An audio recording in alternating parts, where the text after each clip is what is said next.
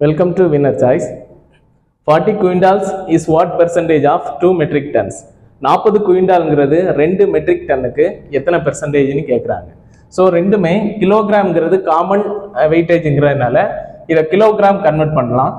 40 quintal equal to 4000 kg. 2 metric ton equal to 2000 kg.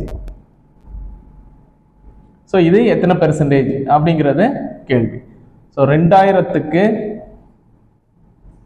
4000 என்பது எத்தனை சதவிகிதம்? இதுக்கான சரியான விடை